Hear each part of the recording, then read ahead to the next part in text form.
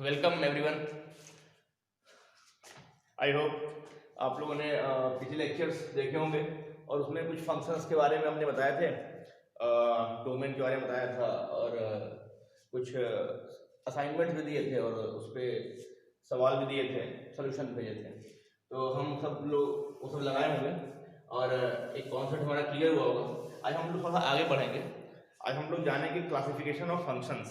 हाँ, फंक्शंस के प्रकार देखेंगे आज हम लोग। फंक्शन कैसे कैसे क्लासिफाइड है, किन किन तरीके से क्लासिफाइड है। तो क्लासिफिकेशन ऑफ फंक्शंस के बारे में बात करते हैं, ठीक है।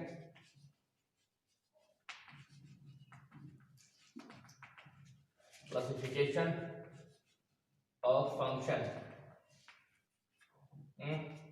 तो आपका इसमें आएगा अलजेब्रिक फंक्शन होते हैं, ट्रांसेंडेंटल होते हैं,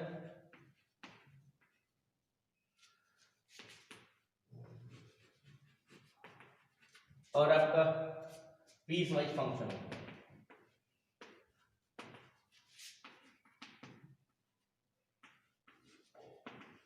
पीस वाइज फंक्शन होता है, ठीक। तो इनके बारे में आपको नाम बता रहा हूं। तो अलजेब्रिक में आपका आप ले लीजिए मोनोमियल, कह लीजिए पॉलिनोमियल करते हैं, ठीक है। Polynomial, polynomial. हाँ, इसी में आपका आता है कांस्टेंट फंक्शन। कांस्टेंट फंक्शन आपका एक आता है आइडेंटिटी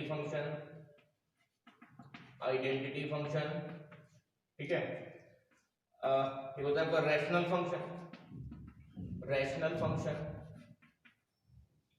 एक होता है आपका इर्रेशनल फंक्शन, इर्रेशनल फंक्शन, ठीक है। अलजेब्रिक में आपके कुछ प्रकार होते हैं। अलजेब्रिक में आपका मोनोमियल होता है, पॉलिनोमियल में भी कुछ कांस्टेंट होते हैं, कांस्टेंट फंक्शन, आइडेंटिटी फंक्शन होते हैं, ठीक है। अच्छा, उसके बाद आपका रैशनल फंक्शन की बात करते हैं। रैशनल फंक्शन होता है, इर्रेशनल फंक्शन होता है। ट्रांसेंडेंटल में क्या होता है आपका? ट्रांसेंडेंटल में आपका होता है एक्सपोनेंशियल, ले लो एक्सपोनेंशियल फंक्शन। फिर आपका होता है लॉगरिथमिक फंक्शन, लॉगरिथमिक फंक्शन। आपका फिर हो गया लॉगरिथमिक फंक्शन, ठीक है। और इसी के साथ साथ चीजें आगे बढ़ती हैं, जैसे कि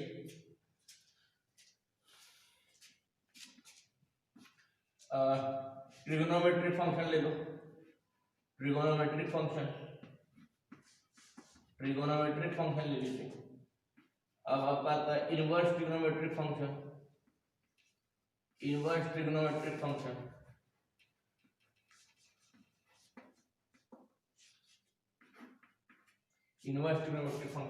ठीक। आता है पीस वाइज फंक्शन। ये समवॉट कॉन्टिन्यूअस होते हैं, ठीक है। मैक्सिमम जगहों पे कॉन्टिन्यूअस होते हैं, ठीक। और अपने डोमेन में कॉन्टिन्यूअस ही होते हैं। पीस वाइज मतलब टुकड़ों में फंक्शन। इसका फोटो जो होगा वो टुकड़ों में बिखरा होगा, ठीक है। कहीं ऐसे, कहीं ऐसे, कहीं ऐसे, ऐसा, ठीक है। तो इन सबके हम ग्राफ देखेंगे अभी भविष्य में। फिलहाल मैं बात कर रहा हूँ कि पीस वाइज फंक्शन, इसमें आपके होते बड़े इंपॉर्टेंट है ये सब। इन सब के बारे में पढ़ना है, इन सब पे सवाल आते हैं। हाँ, इन सभी पे सवाल आएंगे, तो हमें इस पे पढ़ना बहुत जरूरी है, ठीक है भैया। तो इसलिए हम कह रहे हैं पीस वाइज फंक्शन में आपका आता है, ले लीजिए आप पहला ही ले लीजिए, ग्रेटेस्ट इंटीजर फंक्शन, लीस्ट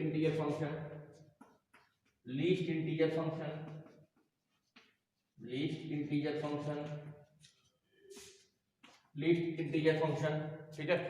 अच्छा, इस पर आता है फ्रैक्शनल पार्ट,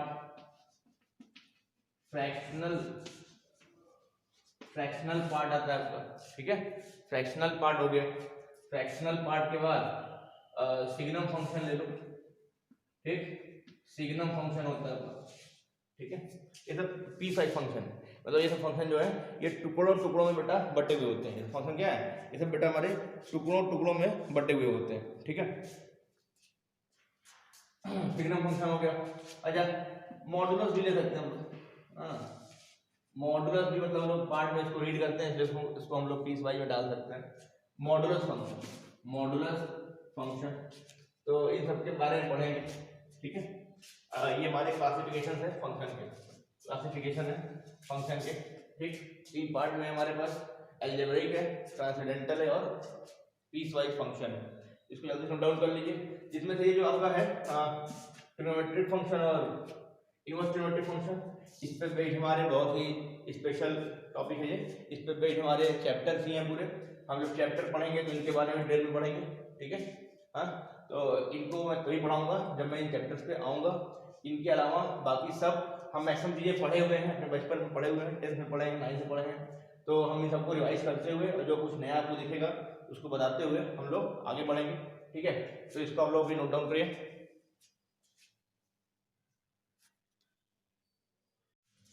हम लोग आते हैं फिर तो अलजेब्रिक फंक्शन में, अलजेब्रिक फंक्शन में पहला नाम देख लेते हैं पॉलिनोमियल फंक्शन, पॉलिनोमियल फंक्शन। ये आपको कुछ इस प्रकार दिखता है, a0 x to power n, a1 x to power n minus 1, a2 x to power n minus 2, an x to power n minus an x to power 0, या you can say an कह सकते हो, ठीक है। यहाँ पे a0 a1 a2 ये सभी क्या है,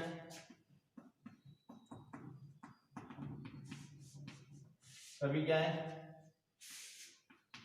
कोई भी रियल नंबर है, ठीक है। इनमें से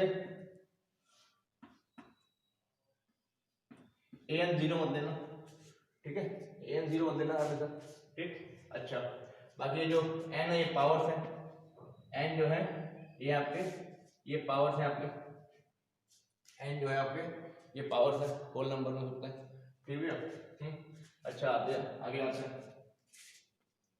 इसका जो डोमेन होता है पॉलिनोमियल फंक्शन, जितने पॉलिनोमियल फंक्शन होते हैं ये n हमें डिग्री करता है, ये n डिग्री पॉलिनोमियल है, ये कैसा पॉलिनोमियल है, ये n डिग्री पॉलिनोमियल है, ठीक है।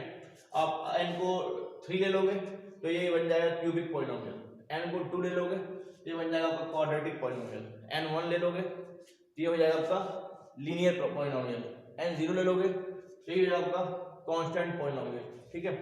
तो कहने मतलब क्या है, जितने भी पॉलिनोमियल फंक्शन होते हैं इन सबका जो डोमेन होता है ये पूरा रियल नंबर होता है। पॉलिनोमियल फंक्शन में डोमेन जो होता है ये पूरा रियल नंबर होता है। रेंज ऑफ फंक्शन ये डिपेंड करता है क्वेश्चन कैसा है, विल डिपेंड ऑन क्वेश्चन, ये डिपेंड ऑन क्वेश्चन, ये जो है क्वेश्चन पे डिपेंड करेगा, ठीक है। इनका डोमेन रियल नंबर होता है, इनका रेंज डिपेंड करता है क्वेश्चन पे, ठीक है भैया। अच्छा, और बातें हैं, ये कॉन्टिन्यूअस होते हैं, हाँ, it is continuous function, it is continuous function. ये पॉलिनोमियल फंक्शन होते हैं ये कॉन्टिन्यूअस, इसका मतलब क्या है हम लोग डिटेल में पढ़ेंगे अभी आगे, फिलहाल में समझ लेते हैं।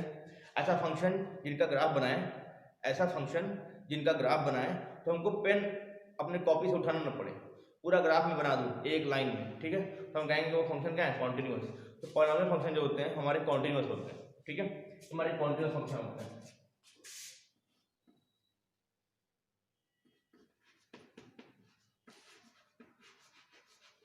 ये डिफरेंशिएबल होते हैं, ये डिफरेंशिएबल होते हैं, मतलब इन फंक्शन को हम लोग डिफरेंशिएट कर सकते हैं, ठीक है। किसी भी पॉइंट पे, जिस पॉइंट पे दिया हो हम लोग इन फंक्शन को डिफरेंशिएट कर सकते हैं भैया, ठीक है। आगे देखते हैं, तो ऐसे बातें इनके बारे में, ठीक है। एज प्रॉपर्टी आप समझ सकते हैं कि कॉन्टिन्यूअस होते हैं, इनका डोमेन रियल नंबर, तो याद रखेंगे हम लोग इस बातों को, इनका डोमेन रियल नंबर होता है, इनका रेंज होता है क्वेश्चन पे डिपेंड करता है, और ये कॉन्टिन्यूअस फंक्शन होते हैं, ये डिफरेंशिएबल होते हैं, ठीक है। पॉलिनोमियल फंक्शन बात कर रहे हैं हम लोग। और चीजें हैं, बाकी जब सवाल जब आते हैं तो हम लोग उसके अकॉर्डिंग चीजों में करते हैं, ठीक है। तो हमारा ये हुआ पॉलिनोमियल फंक्शन, ठीक। आगे बढ़ते हैं हम लोग, इसको हटाते हैं, पॉलिनोमियल जो आगे हमारा आएगा एक कांस्टेंट फंक्शन, क्या आएगा, कांस्टेंट फंक्शन। आइए इसके बारे में जानते हैं, कांस्टेंट फंक्शन क्या होता है।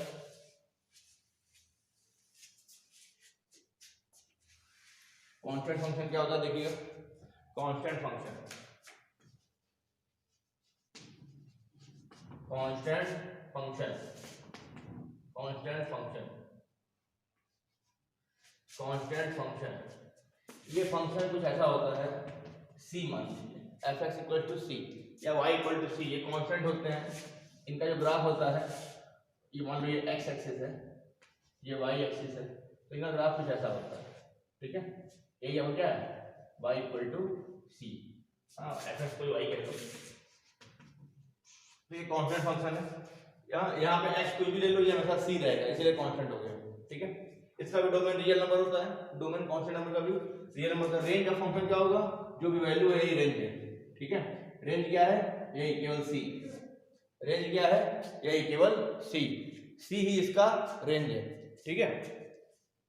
अच्छा, ये कॉन्टिन्यूअस है, जैसा कि हम देख रहे हैं, इसका ग्राफ कैसा है, कॉन्टिन्यूअस है, और ये भी डिफरेंशिएबल है, कांस्टेंट फंक्शन का डिफरेंशिएशन 0 होता है, हम लोग जानेंगे आगे, ठीक है भैया। हाँ, तो ये आपको क्या है, ये कांस्टेंट फंक्शन के बारे में था, ठीक है। अब एक आता है आपका नाम आइडेंटिटी फंक्शन, अगला नाम आता है आइडेंटिटी फंक्शन। आइए जानते हैं आइडेंटिटी फंक्शन क्या होता है।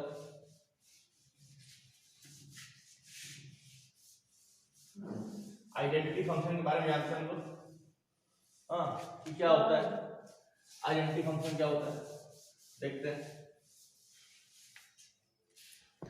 तो आइडेंटिटी फंक्शन की बात करते हैं हम लोग, आइडेंटिटी फंक्शन, आइडेंटिटी फंक्शन,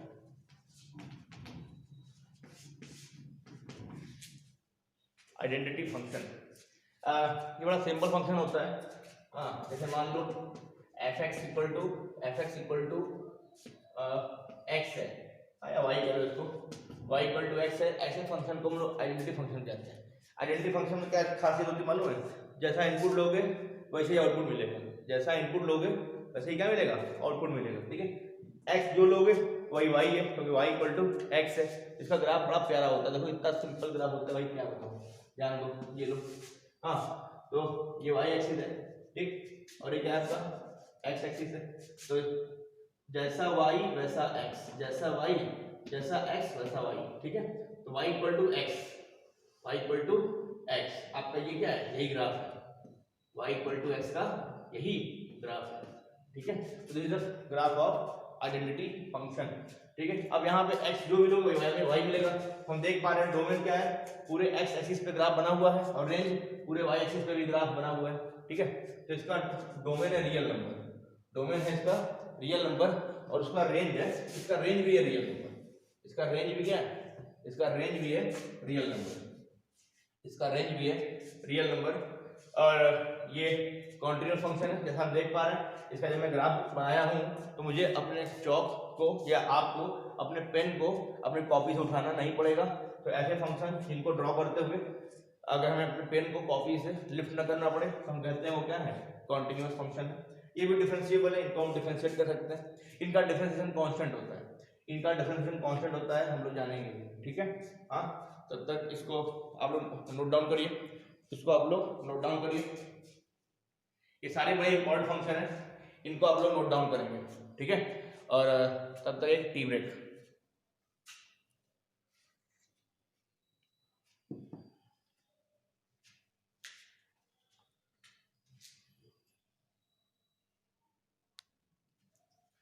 अगला है हमारा rational function, rational function, rational function नाम से लगा है, जैसे रैशनल नंबर पढ़े थे, ऐसे नंबर जो कि पी वाई क्यू के फॉर्म में हम रिप्रेजेंट कर सकते हैं, और जिनका डिनोमिनेटर 0 नहीं होना चाहिए, और न्यूमरेटर और डिनोमिनेटर का HCF 1 होना चाहिए, ठीक है।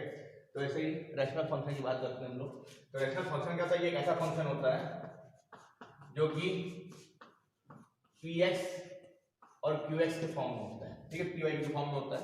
यहाँ Px और Qx क्या है, Px एक पॉलिनोमियल फंक्शन है और Qx भी एक पॉलिनोमियल फंक्शन है, ठीक है। जैसे ये मान लो कि a0 x की पावर m, a1 x की पावर n माइनस 1, ऐसे करते करते an, और Qx भी एक पॉलिनोमियल है, b0 x की पावर m, b1 x की पावर m माइनस 1, ऐसे करते करते bm, ठीक है भैया।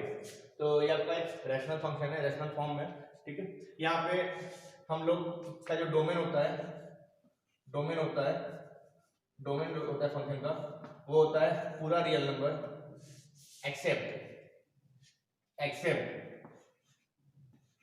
वो x सच दैट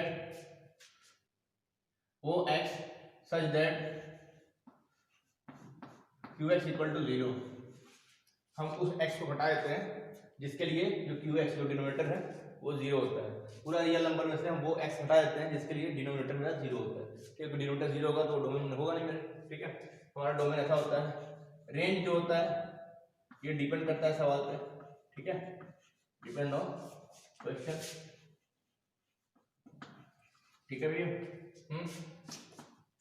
अच्छा, ये भी कॉन्टिन्यूस होता है, इट इज कॉन्टिन्यूस अपने डोमेन में, ठीक है।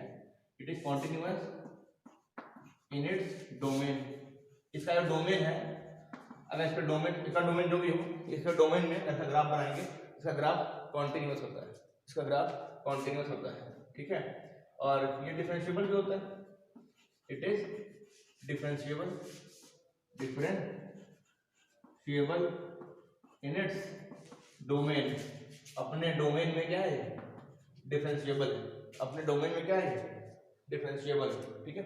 अभी प्रॉपर्टी और भी होती है, प्रॉपर्टी और भी होती है यार, जैसा तो ये 4 है क्या, ऐसा नहीं है, प्रॉपर्टी और भी है।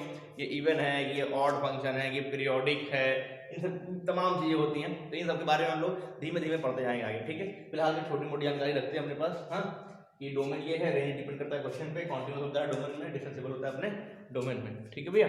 हाँ, तो ये हुआ आपका रैशनल फंक्शन, ठीक। अब आपका आता है इर्रेशनल फंक्शन। आपका नाम आता है इर्रेशनल फंक्शन, ठीक है। हम करते हैं इर्रेशनल फंक्शन, इसको जल्दी से लिखिए। हम करते हैं आपका क्या, इर्रेशनल फंक्शन, ठीक है। यहां पे हम करते हैं इर्रेशनल फंक्शन, ठीक। ये इसमें हम कमेंट कर देते हैं, इसको मिटा देते हैं।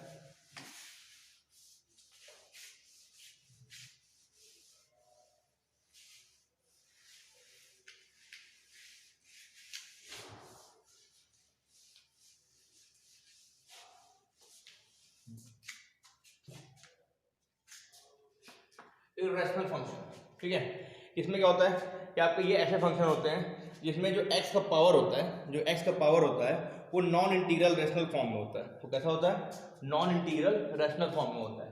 मतलब कहने का मतलब, जैसे मान लो x के पावर हाफ ले लो, या √x + 1/x + 1 टाइप का ले लो, ठीक है। इसमें जो x का पावर होता है वो रेशनल नंबर होगा, लेकिन नॉन इंटीग्रल होगा, नॉन इंटीग्रल रेशनल नंबर, ठीक है। In this case, in this function the exponent of x is non integral, ध्यान दीजिएगा, नाम ध्यान दीजिएगा, नॉन इंटीग्रल रैशनल नंबर, बड़ा ही इंपॉर्टेंट बात है। इर्रेशनल फंक्शन में जो एक्सपोनेंट होता है वो कैसा होता है, non integral rational number type का होता है, ठीक है। इसका जो पावर होता है वो इंटीजर नहीं होगा, लेकिन रैशनल नंबर होगा, ठीक है। तो हम कहें क्या, ये हमारा इर्रेशनल फंक्शन है। बेटा यहाँ पे ये भी कॉन्टिन्यूस होता है अपने डोमेन में, और डिफरेंशिएबल होता है अपने डोमेन में, ठीक है। और इसका डोमेन और रेंज, ये दोनों ही सवाल पर डिपेंड करता है। इन सवालों का उसके अकॉर्डिंग वो निकालेंगे। हाँ, डिपेंड ऑन क्वेश्चन, डोमेन और रेंज दोनों क्या है, डिपेंड करेगा सवाल पे डिपेंड करेगा इसका डोमेन और रेंज क्या है, ठीक है। वो जल्दी से इसको नोट डाउन कर लेंगे। आते हैं हम लोग, अगला है हमारा ट्रांसेंडेंटल फंक्शन। हम लोग ऐसे ही धीमे धीमे हर फंक्शन के बारे में पढ़ेंगे, ठीक है। ट्रांसेंडेंटल फंक्शन है तो आपको पहला है एक्सपोनेंशियल फंक्शन। कैसा है,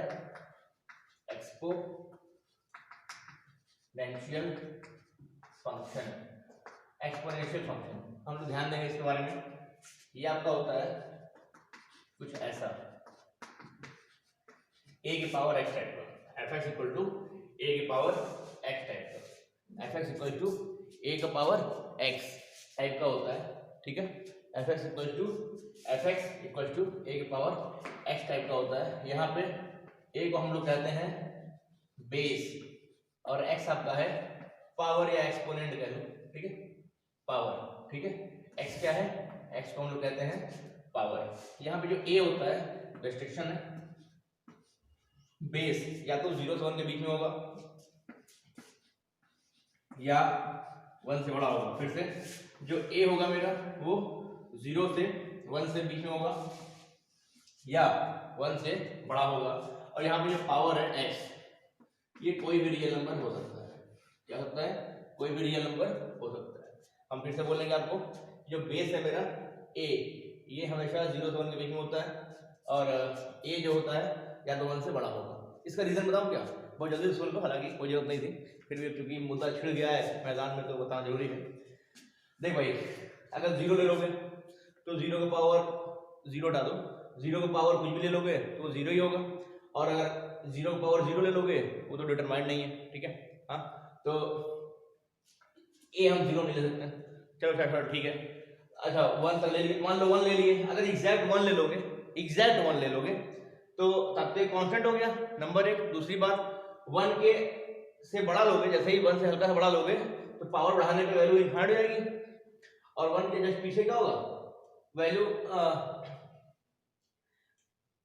नहीं, हम अगर पावर की बात करें, पावर तो मान लो जरूरी नहीं 0 ही हो, ठीक है। तो 1 लेने पे क्या होगा ना, अगर एग्जैक्ट 1 ले लोगे तो पावर कुछ भी लोगे तो कांस्टेंट हो जाएगा, फिर एक्सपोनेंशियल की बात नहीं रह जाएगी ना, इसलिए हम 1 नहीं लेंगे, ठीक है। 1 को हमने एक्सक्लूड कर दिया।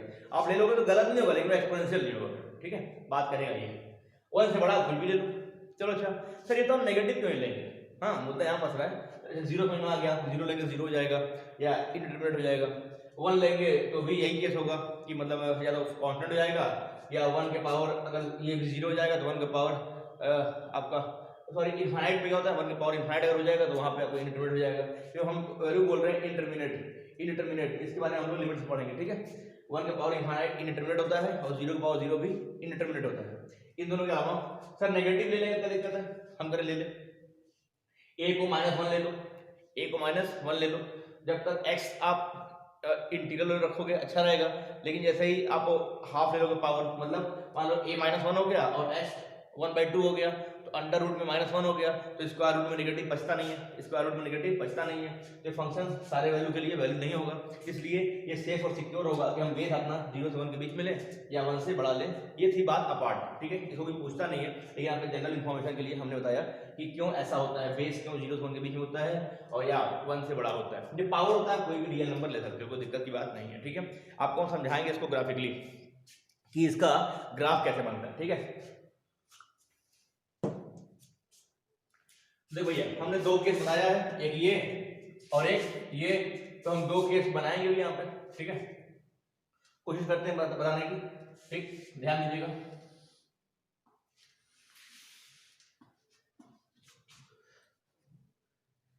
y इक्वल टू ए की पावर x, केस क्या है, बेस मेरा 1 से बड़ा है, बेस क्या है मेरा 1 से बड़ा है, y इक्वल टू ए की पावर x और जो बेस क्या है मेरा वो है 1 से बड़ा।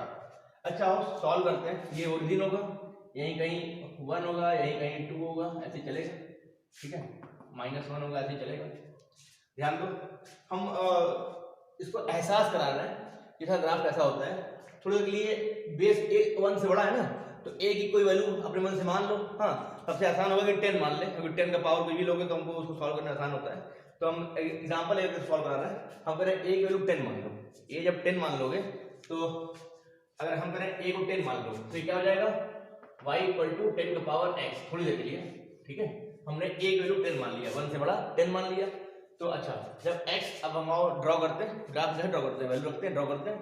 x की वैल्यू अगर हम 0 लेते हैं तो 10 का पावर 0 हो जाएगा, 10 का पावर 0 मतलब y की वैल्यू 1, यहीं कहीं आएगा।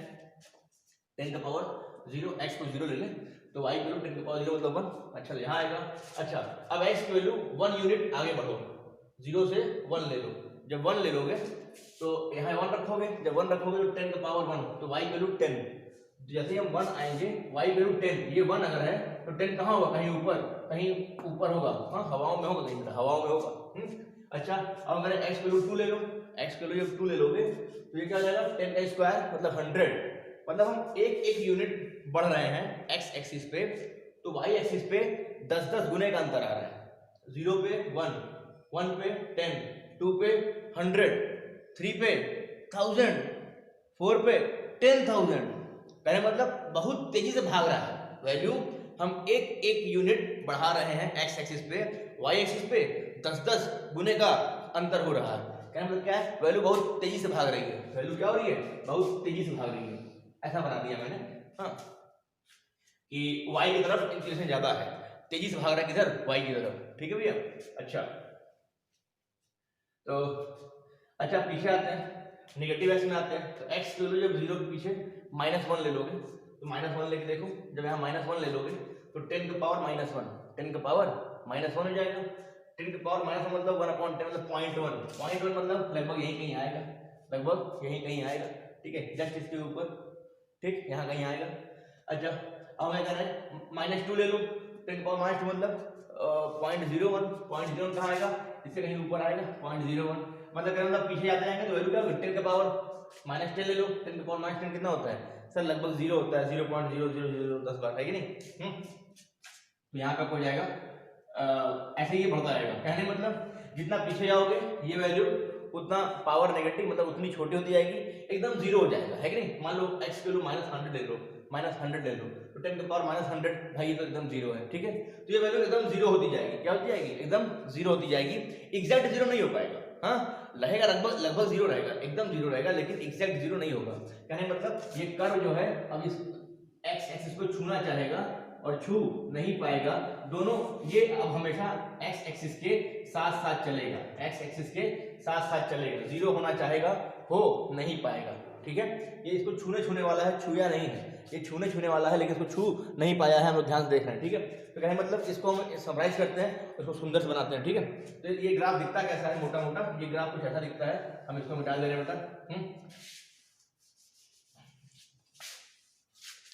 ये ग्राफ कैसा दिखता है, ये ग्राफ भैया ऐसा दिखता है, ये आपका है x एक्सिस, तो ये ग्राफ ऐसे आता है और ऐसे निकल जाता है, समझ रहे हो, हाँ ऐसे आता है और ऐसे निकल जाता है, ये जहां मिला ये है आपका x की वैल्यू 0 पे y की वैल्यू 1, ये आपका ऐसा इंक्रीजिंग ग्राफ है, बहुत तेजी से बढ़ रहा है, ठीक है, और पीछे ये दोनों रहेंगे साथ साथ, छुएंगे नहीं, यहाँ पे x एक्सिस को टच करना चाह रहा है लेकिन टच नहीं कर पा रहा है, ठीक है।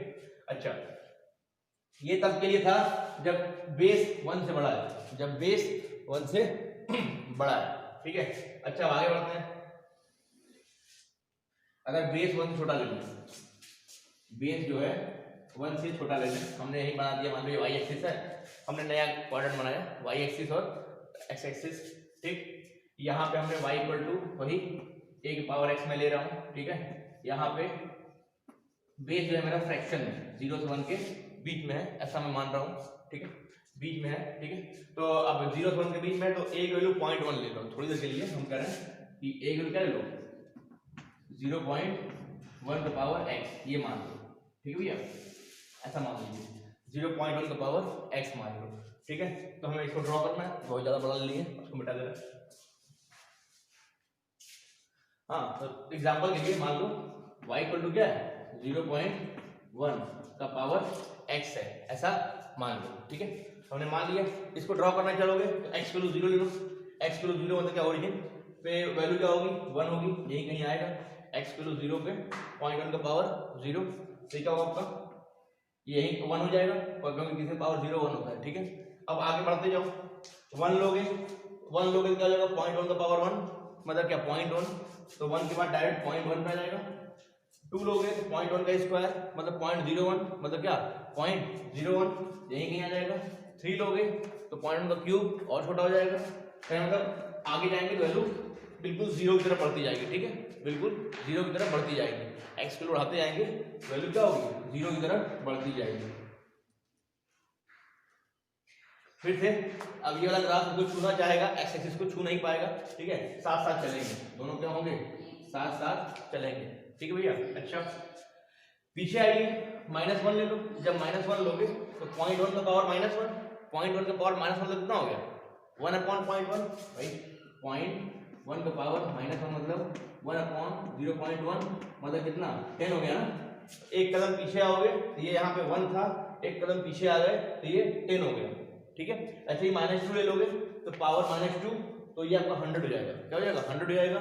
मतलब जैसे हम पीछे आएंगे एक यूनिट पीछे आएंगे तो वाई एक्सिस 10 गुने से ऊपर बढ़ जाएगा, मतलब ये ग्राफ यहीं से ऐसे कॉन्टिन्यूअस हो जाएगा, ठीक है। हाँ तो ये आपका एक तरह से बन जाएगा क्या एक्सपोनेंशियल फंक्शन का ग्राफ। ये कब ग्राफ है, ये ग्राफ तब है जब मेरा बेस फ्रैक्शन में है, और ये ग्राफ कब मिलेगा जब मेरा बेस 1 से बड़ा है। जब मेरा बेस 1 से बड़ा है तब मेरा ऐसा ग्राफ। अगर ध्यान से देखो हम लोग हमेशा ऑब्जर्व करते हैं निगेटिव एक्स एक्सिस से पॉजिटिव एक्स एक्सिस की तरफ चलते हुए, तो ध्यान से देखिए ये ग्राफ जो है कॉन्टिन्यूअस है और ये भी ग्राफ कॉन्टिन्यूअस है, हमको एक पेन उठाना नहीं पड़ा। नंबर एक, दूसरी बात ये इंक्रीजिंग है, ये ग्राफ क्या है ये इंक्रीज कर रहा है। जैसे हम आगे बढ़ रहे हैं वैल्यू खाली इंक्रीज कर रही है, इंक्रीज कर रही है, ठीक है। और इसमें जब आगे बढ़ रहे हैं तो वैल्यू क्या कर रही है डिक्रीज कर रही है। क्या कर रही है डिक्रीज कर रही है। ये इंक्रीजिंग फंक्शन है और ये डिक्रीजिंग फंक्शन है, ये इंक्रीजिंग फंक्शन है और ये डिक्रीजिंग फंक्शन है। बात समझ आ रही है? तो ये इंक्रीजिंग है और ये डिक्रीजिंग है। ये भी हर जगह कॉन्टिन्यूअस है, ये भी कॉन्टिन्यूअस है, ये डिफरेंशिएबल है, ये भी डिफरेंशिएबल है, दोनों बाकी सब सेम होता है। अच्छा इसका डोमेन एक्स क्या है रियल। आप देखो जो ग्राफ है वो पूरे निगेटिव एक्स से लेकर के पॉजिटिव एक्स तक में बना हुआ है। इसका डोमेन क्या है, डोमेन है फंक्शन का रियल नंबर। डोमेन क्या है रियल नंबर, ठीक है भैया। अच्छा रेंज की बात करें तो हम लोग देख पा रहे हैं, रेंज की बात करें रेंज कैसे देखते हैं हम लोग वाई एक्सिस पे देखते हैं ग्राफ कहां से कहां तक बना हुआ है। देखो इसके नीचे ग्राफ नहीं बना है, अगर इस वाले ग्राफ की बात करूं मैं तो वाई एक्सिस के नीचे ग्राफ नहीं बना है, ग्राफ पूरा एक्स के ऊपर बना है। तो एक्स के ऊपर मतलब क्या हो गया, एक्स के ऊपर मतलब क्या हो गया 0 से लेकर के ऊपर तक, कहां तक अनंत तक। तो इसका ग्राफ क्या हो जाएगा 0 से अनंत तक बना है, मतलब इसका रेंज हो जाएगा 0 से इनफाइनाइट, 0 से इनफाइनाइट। 0 इंक्लूड है कि नहीं, ये 0 बनना चाह रहा है लेकिन 0 बन नहीं पाया है, तो 0 हम लोग इंक्लूड नहीं करेंगे। तो ये हो गया हमारा क्लोज 0, ओपन 0। ये क्या हो गया हमारा ओपन 0। क्या तो इसका रेंज जो है 0 से इनफाइनाइट है और 0 कभी है नहीं। एक्सपोनेंशियल फंक्शन की वैल्यू कभी 0 नहीं होती, हमेशा पॉजिटिव होती है। क्या होती है हमेशा पॉजिटिव होती है। यूं समझ लो एक्सपोनेंशियल फंक्शन का जो रेंज होता है पॉजिटिव रियल नंबर, क्या कह सकते हो आप इसको, या पॉजिटिव रियल नंबर कह सकते हो, ठीक है। अच्छा ये कॉन्टिन्यूअस है, ये क्या है ये प्रॉपर्टी कॉन्टिन्यूअस है, कॉन्टिन्यूअस फंक्शन है, ठीक है। और क्या है, और ये डिफरेंशिएबल है, ये क्या है ये डिफरेंशिएबल है, ये डिफरेंशिएबल फंक्शन है, ठीक है। ये वाला सेगमेंट इंक्रीजिंग फंक्शन है, ऐड कर लीजिएगा, ये आपका इंक्रीजिंग फंक्शन है। और ये आपका क्या है, ये आपका डिक्रीजिंग फंक्शन है। ये क्या होगा डिक्रीजिंग फंक्शन है। ये मतलब घटा है, जो घटता है उसको डिक्रीजिंग कहते हैं, जो बढ़ता है उसको हम लोग इंक्रीजिंग कहते हैं। ये इंक्रीजिंग फंक्शन है और ये डिक्रीजिंग फंक्शन है, ठीक है। इनके बारे में हम लोग और भी जानेंगे, फिलहाल में इतनी बातों को हम लोग आज के लिए रखते हैं। इन सारे ग्राफ को हम लोग ध्यान रखिएगा और इसको आप लोग याद करिएगा, ठीक है। अब हम लोग नेक्स्ट लेक्चर में मिलेंगे और इसी को रिज्यूम करेंगे, ठीक। इन प्रॉपर्टीज को एक बार दोहराते हुए हम लोग आगे बढ़ेंगे। अगला क्लास और इम्पोर्टेंट होने वाला है, ठीक है। तो फिलहाल में आज हम लोग यहीं पे अपने टॉपिक को एडमिट करते हैं। तब तक के लिए टेक केयर, सारे लोग अपना ख्याल रखिए और इन टॉपिक्स को ध्यान से पढ़िएगा। बहुत ही इंपॉर्टेंट बेसिक टॉपिक है। अगर ये समझ में आ रहा है, अगर ग्राफिकल कॉन्सेप्ट क्लियर हो गया बेटा, बता रहे हैं पूरे 11th और 12th दोनों में कहीं दिक्कत नहीं आने वाली है, ठीक है। सवाल बस देखोगे सॉल्व करोगे, देखोगे सॉल्व करोगे, ठीक है। मैक्सिमम क्वेश्चन हम लोग केवल ग्राफ से सॉल्व करेंगे। हम लोग ये जानेंगे कि जो क्वेश्चन हम लोग सॉल्व करने में 1 पेज 2 पेज लगाते हैं, वो क्वेश्चन बस ग्राफ बनाएंगे, कहेंगे देखो ये आंसर आ गया, कहोगे अरे वाह क्या मजा आ गया, है कि नहीं। इसलिए वो ग्राफ आना बहुत जरूरी है। इसके लिए एक रिकमेंडेशन है हमारा, सारे बच्चे प्ले विद ग्राफ लेते हैं, ठीक है। प्ले विद ग्राफ की बुक आती है, ठीक। अरिहंत पब्लिकेशन की आती है, सिंगेश की आती है, ठीक है। अमित अग्रवाल के नाम से आती है, ठीक है। आप इस किताब को ले लें और बहुत सस्ती किताब आती है, अगर पॉसिबल हो तो आप ले लीजिए। और फिर जितने ग्राफ्स हैं उस सबके बारे में हम लोग पढ़ेंगे, आप मैच करते रहिएगा और खुद भी उसमें जो सवाल दिए हैं उसको लगाइए। और कोई भी दिक्कत आए तो आप हमारे व्हाट्सएप पे हमको आप जो है कि क्वेश्चन दे सकते हैं और हम उसको सॉल्व करेंगे, ठीक है। ओके, थैंक यू बेटा।